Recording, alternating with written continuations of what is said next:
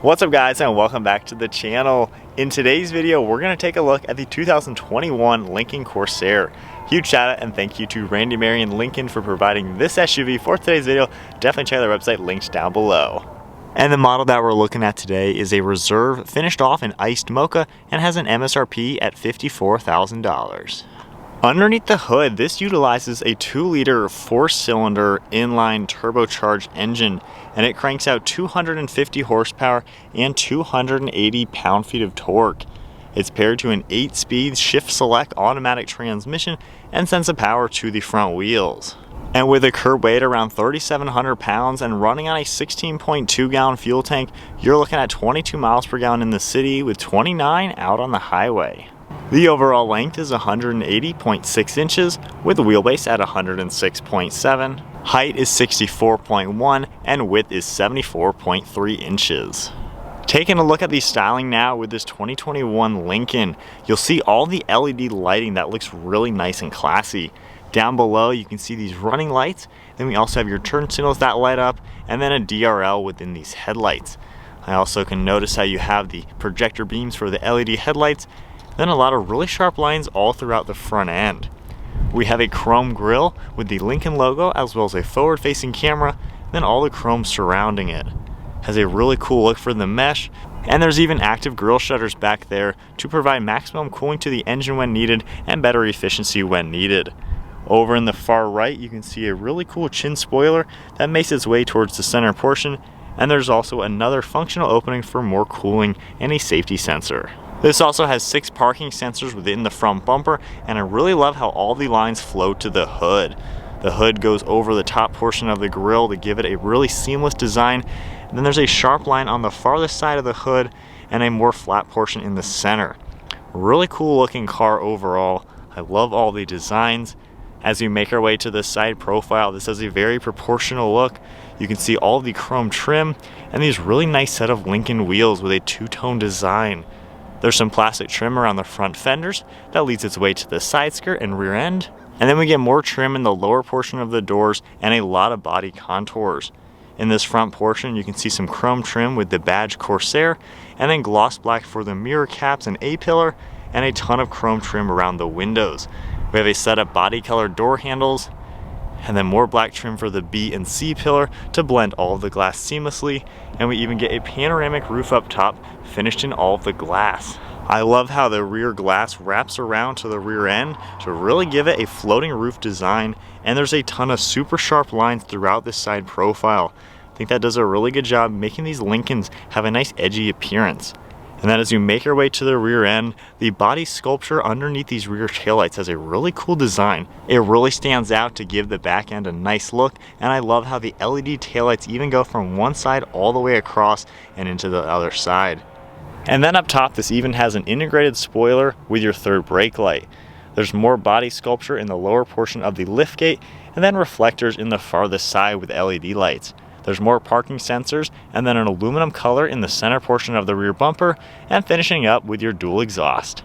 And then taking a look at the Lincoln key fob, you can see the chrome trim on it, as well as your Lincoln logo on the back. If I go ahead and lock it, and then if I double tap on the engine start stop button, it's going to automatically start up, which is a really cool feature to have, and then you can just press it once and it will shut off. We also have your liftgate button. If I double tap that, it's going to automatically open up. We can check out all the cargo space in here. This is a 2-row SUV, very squared off back here. So for being actually a smaller crossover, super usable vehicle. And then right in the center, if I lift this up, you can see access to your spare tire. You have a 12-volt over there, and then a really cool look overall. Up top, we have the button you can press, and it's gonna automatically close up. There is a button on the back to automatically open this. And then to go ahead and take a look at the interior, if I grab the door handle, it will automatically unlock. This car has a full black leather interior, as you can see. We get a lot of chrome trim on it. You can see the white stitching along this armrest area, and there's a lot of good padding. We also have one of your grab handles, window controls, mirror controls, lock and unlock, more of the chrome trim leading its way to the release handle, all of your seat controls, memory seating, and then more speaker up front. Really cool design with some storage down below. And then we get Lincoln along the door sill. Then you can see the black leather. Really cool the way they have done this. You can independently actually adjust the different portions of the leg rest. I think Lincoln is pretty famous now for having their seats have so many different adjustabilities. You can see all the black leather perforations in the center, and then a black leather steering wheel. And then now inside, keeping my foot on the brake, we can go ahead and fire it up. This has a full LCD display for the gauge cluster, and something very cool, the controls you see on the steering wheel are actually going to change depending on what you're doing. So if you see over on this right side, if I tap up into nav, you can see how we're now at a different main screen. It comes up on the gauge cluster different as well. So from here, if I go back, you can see how we're now into this screen. If I tap this pages icon, you can see how it comes up over on the right side of the screen, but then going into a different menu or something, it's going to change the way you see it. So I really like how they've done that. That's pretty tech savvy and pretty cool looking. In the center here, I can go ahead and hit the home icon, get to the main screen, and if I start scrolling up and down, you can see a lot of different things like your heads-up display for settings. Then I can go back, and then I can continue going up into different things like the My Home, previous destinations, and things like that for navigation. And then on the left side of the steering wheel, we have some more controls for Bluetooth and audio. We have cruise control, and you can see how these now come up once you hit that button. And then over on the right side, all the cancel icons, lane keeping, and things like that pop up. On the right side, you can see the stock for all the windshield wiper controls. We have a set of steering wheel mounted paddle shifters that have a pretty cool look and feel. Then you also get a stock on the left for turn signals and high beams. Then there's a button for your thumb right here for Bluetooth controls, which is a cool little touch if you want to do voice commands or something like that. Over on the left, we have all of your headlight controls with a really cool chrome dial to go into the different settings. Tailgate release, more chrome trim for the air vent, and then all this smooth leather and wood trim, and then black along the dashboard. We get a heads-up display system as well that comes up very easily. You can read everything, and then one of the speakers in the center. And then more of this wood trim, smooth leather, and contrast stitching. And I really like how you get this massive air vent running across the entire dashboard to give it a pretty unique design. Moving to the touchscreen system now for navigation, you can see the 3 different screens that pop up right now that you can all configure. You can go under audio control as well. And then you can go into your phone and see everything for that. The navigation you can have in full screen. You also have different apps that'll pop up, and then different settings. You can scroll through, see all sorts of different things, Android Auto and Apple CarPlay. If I go under seats, you can control all those different controls for these seats. You can independently change how you like lumbar or bolsters or things like that, and it shows a nice display of what you're doing. So really cool the way everything is, as well as the massaging seats. Very cool to have all those different features that come up. Then if I go ahead and take a look in the center, you can see some safety settings. Right here is a shortcut for parking sensors. We also have another one for driver's assistance, and then a shortcut for your camera. You have the front view on the left right now with your top down on the right. And if I go ahead and push us into reverse, that switches to a rear view backup camera. And then we have all your drive select down below for park, neutral, and drive. More of the air vents. Then you can see your radio controls with tuning on the right, seek, all the different controls. Then we get all of your shortcuts for your different climate control settings, heated and ventilated seats, heated steering wheel, and you can toggle up your dual zone climate. When you toggle that, it'll even come up on the screen, which is a really nice way to have that. So really cool, pretty fancy looking as well. Then down here, if I open this, we have a nice storage area with the USB port, and you got quite a lot of room. You can definitely fit some cell phones in here, and then pushing that.